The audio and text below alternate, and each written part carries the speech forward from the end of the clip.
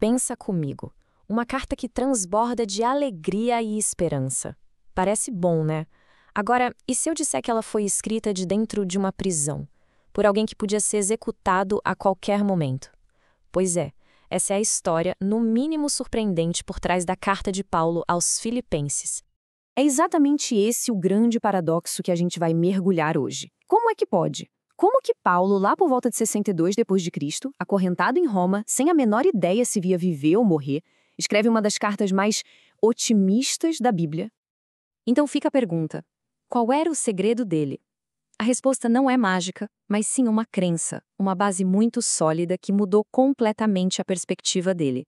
Foi isso que permitiu que ele encontrasse alegria, mesmo na pior situação imaginável.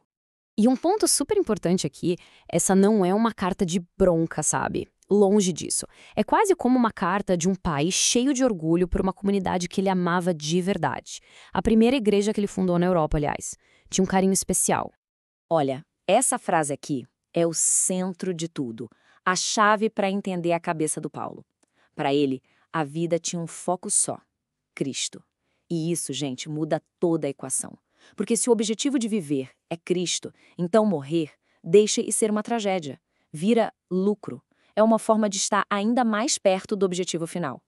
E aqui a gente vê uma virada de chave mental assim sensacional. A prisão, que para qualquer um seria o fim da linha, um fracasso total da missão, para Paulo não. Ele enxergou aquilo como um palco improvável, uma oportunidade única de levar a mensagem do evangelho para um lugar que ninguém mais chegaria: os guardas de elite do Palácio Romano. Tá, mas acreditar nisso é uma coisa. Viver isso no dia a dia é outra, né? Como que essa mentalidade se traduz em ações concretas? Paulo não deixa a gente no vácuo. Ele aponta para um exemplo, o exemplo máximo de humildade. O pedido de Paulo aqui é muito direto. Tenham a mesma mentalidade, a mesma atitude que Cristo teve. Para ele, essa unidade de pensamento era tipo a cola que ia manter a comunidade firme, sabe? Sem rachaduras. E o que a gente vê aqui é algo radical. Principalmente se a gente pensar no mundo romano daquela época, que era obcecado por status, por honra. É um movimento para baixo. Cristo, que estava no topo, abre mão voluntariamente do seu status divino. Não para perder, mas para servir. Ele se esvazia de si mesmo para virar um servo. Aqui fica muito claro que existem dois caminhos, né? Uma verdadeira encruzilhada. De um lado, a ambição egoísta, aquela coisa de primeiro eu, que acaba rachando qualquer grupo. Do outro, a humildade de Cristo, que é o exato oposto: servir, colocar os outros em primeiro lugar. Paulo está mostrando que esse segundo caminho é o único antídoto contra a desunião. Ok, então a gente já tem a base, o fundamento, e tem um exemplo perfeito de Cristo. Mas e na vida real? No dia a dia?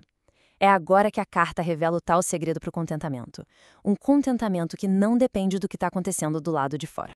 E aqui Paulo abre o coração e compartilha um segredo que ele aprendeu literalmente na pele. O verdadeiro contentamento, segundo ele, não tem nada a ver com ter tudo o que se quer.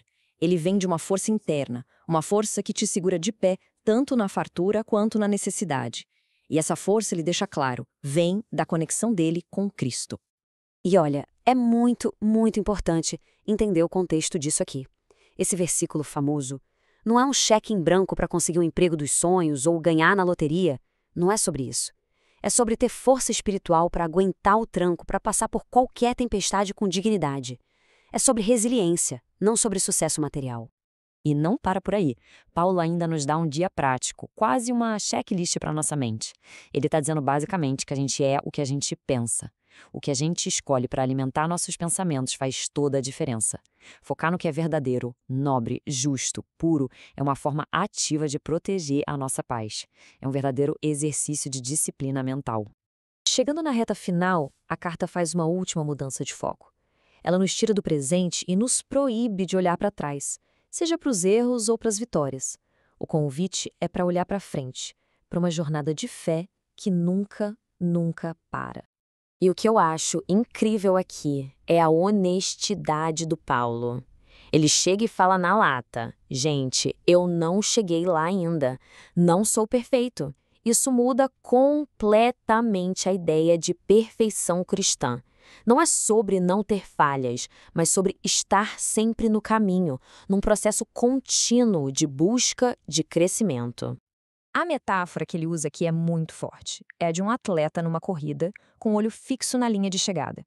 O que ficou para trás já era, não importa mais. O que conta é o esforço, a atenção, o foco em avançar para alcançar o prêmio final. E no fim das contas, é essa visão de futuro que amarra tudo. A ideia é que a nossa verdadeira identidade, a nossa cidadania, não é daqui. Pertence ao céu. E é essa esperança, essa certeza do destino final, que dá a força, a resiliência para encarar o que vier pela frente aqui na Terra. E assim, a gente termina com a mesma pergunta que ecoa daquela cela em Roma e chega até hoje.